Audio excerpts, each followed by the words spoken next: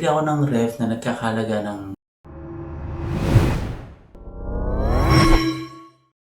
Kumusta mga Lods? So today wala nang patupik-tupik pa. I-share ko sa inyo yung 11 na gamit na pinilit kong ipundar nung nag-start or nag-decide akong tumira dito sa Laguna. Una sa listahan natin, syempre ang pinaka-importante para sa akin, yung lutuan.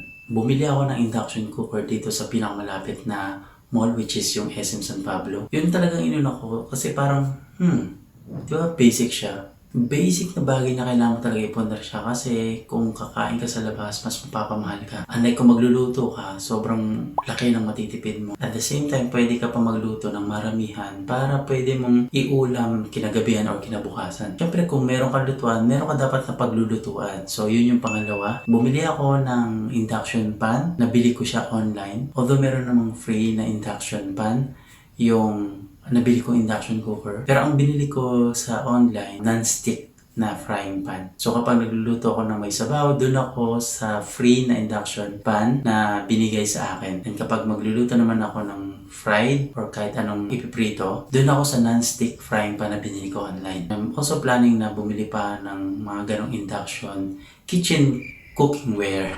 Kasi yung mga meron ako na induction pan ay sobrang lalaki. So ang bala kong bilhin next time ay yung pwede mong paglutuan ng sabaw. Kapiranggot or kakaunti. And meron na rin ako nakita and naka-add to cart na rin siya sa akin. Ang composition niya ay yung isa na pwede ka magluto ng sabaw. Yung isa na maliit na frying pan, I think pang hot cake siya. At yung isa naman ay isang regular na frying pan. Medyo may kamahalan siya, so bakit tsaka ko na siya bilhin? Pangatlo sa listahan natin, ang ref. So bumili ako ng ref doon sa mall din mismo. Medyo malaki na yung binili ko kasi eventually mag-i-store din naman talaga ako ng napakaraming food doon. So bumili ako ng ref na nagkakalaga ng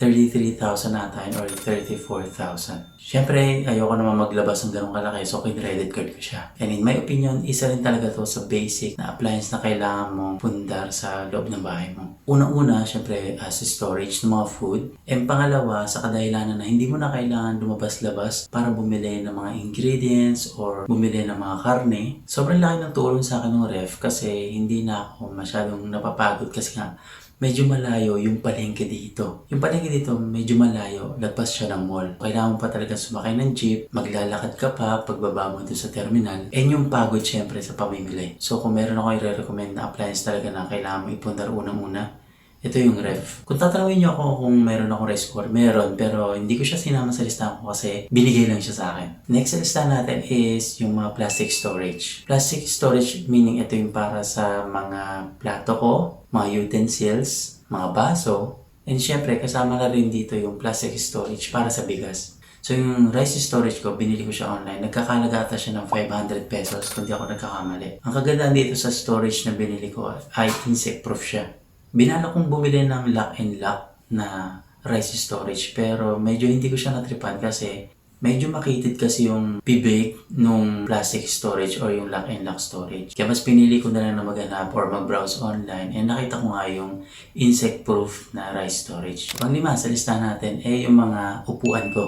So dalawang klaseng upuan yung binili ko. Isa ay monoblock na binili ko sa tapat mismo ng SM San Pablo. 4 na pirasong monoblock yon na binili namin ng mga kaibigan ko. And sad to say, dalawa doon sa 4 na yon nasira na. And yung isa naman, pinurchase ko siya sa Shopee. Medyo low quality yung nabili ko sa Shopee kasi medyo hindi kasi maganda yung pagkakadikit ng mga kahoy. So kailangan ko pang bumili ng no-nails adhesive para mapatibay yung pagkakadikit ng upuan. Maganda naman yung itsura niya, yun nga lang yung quality niya is hindi siya pasok sa panlasa ko. So, hindi ko siya nire-recommend, although binigyan ko siya ng good review. Pero syempre, nag-comment ako doon. Yung quality niya is hindi naman ganun kataas or hindi ganun kaganda. Itong upuan ko, itong office chair ko, ay binili ko sa mismong company namin. Ito yung time na kasagsagan ng COVID and hindi pinapapasok yung mga empleyado sa mga kanya-kanyang kumpanya. So yung company namin ay nag-introduce ng discount para sa mga office chairs and isa ako sa mga nag-avail. So murang-mura ko lang siya nakuha as in. Pang-anim, syempre yung dining table. So yung dining table na yun, nakuha ko siya na sa halagang 2,300. Siyempre, online ko rin siya binili. And kung tatanungin niyo ako sa quality, maganda yung quality niya and matibay talaga siya. Maganda rin yung texture ng pinakaibabaw niya o yung mismong table niya. Medyo nahirapan lang ako i-assemble yun kasi yung mga butas kung saan mo isusot yung screw ay hindi akmado sa butas sa mismong table. Hindi tama yung butas nung mga paa niya dun sa butas sa table. So nahirapan ako kahit ng kaunti bago ko siya nabuo ng ganun. Pampito, syempre, itong office table natin. So, sobrang ganda ng quality nito. Sobrang tibay niya and tinry ko rin siyang upuan nung nabuo ko siya. Nabili ko to ng napakamura sa online din. 1,600 ko lang siya nabili. Nung binubuo ko siya, alam ko nang maganda yung quality niya kasi mabibigat yung mga parts niya. Mabigat yung table and mas mabigat yung paanan niya. And although mabigat yung mga parts niya, hindi ako nahihirapang i-assemble. Ang kagandahan nito, meron din siya mga butas para sa mga wires.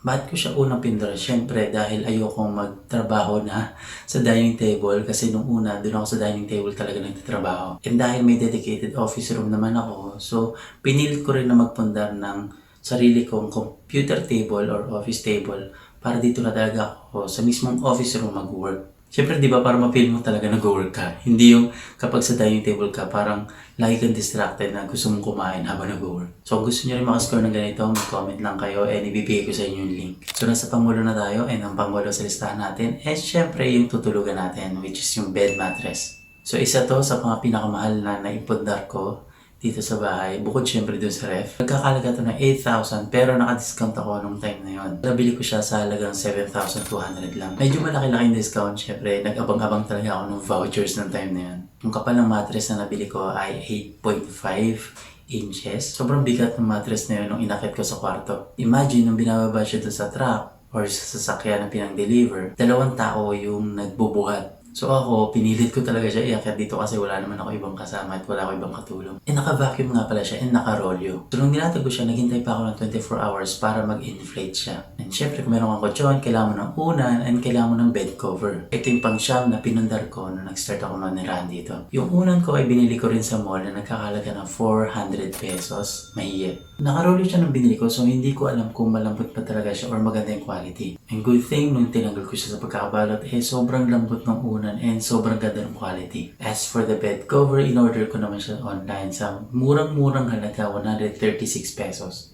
And dahil sobrang mura niya and maganda naman yung quality ng bed cover, order pa ako ng 2. Siyempre, iba naman yung kulay. Ang pagsampu sa listahan natin ay yung electric fan. Bumili ako ng 2 electric fan. Nung una, isa lang binili ko. Pero dahil napagod ako akyat panahog, na dahil kapag matutulog ako, kailangan ko iakyat yung electric fan. And kapag gigising naman ako at kailangan ko magstay sa sala, kailangan ko ibaba yung electric fan. Nakapagod siya kasi may kabigatan yung unang electric fan na nabili ko. And dahil doon, bumili pa ako ng isa. So hindi ko na kailangan bit-bit-bit-bitin yung isang electric fan kasi yung electric fan na nandito sa second floor ay kapag nandito na ako sa office, kukunin ko lang mula dun sa kwarto. At kapag matutulog na, kukunin ko naman mula dito sa office room. Siyempre, ang ventilation ay isa sa mga essential lalo hindi pa tayo nakapagpundar ng pang-aircon. Pero syempre, i-claim na natin na magkakaroon tayo ng aircon soon. Last but not the least, sa mga bagay na ipinundar natin, yung window blinds natin. Nung una talaga, wala akong balak magpundar ng blinds. Pero dahil napagtanto ko na sobrang kitang-kita pala ako sa loob dito kapag madilim na and kapag ang bukas na ilaw ay dito sa loob ng bahay, nag-decide na rin akong bumili ng window blinds online. Sa Shopee ko siya nabili, nagkakalaga ng 640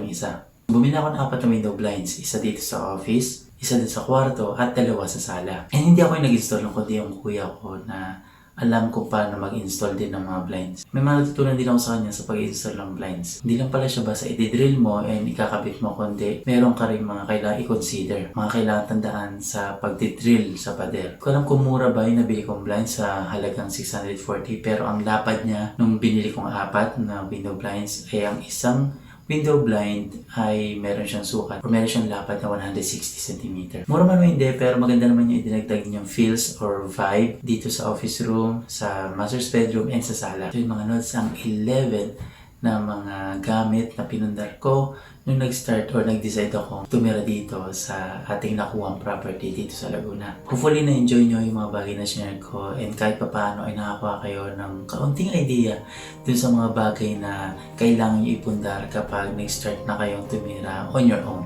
So yun mga lods, kita-kits ulit sa next video. Peace out!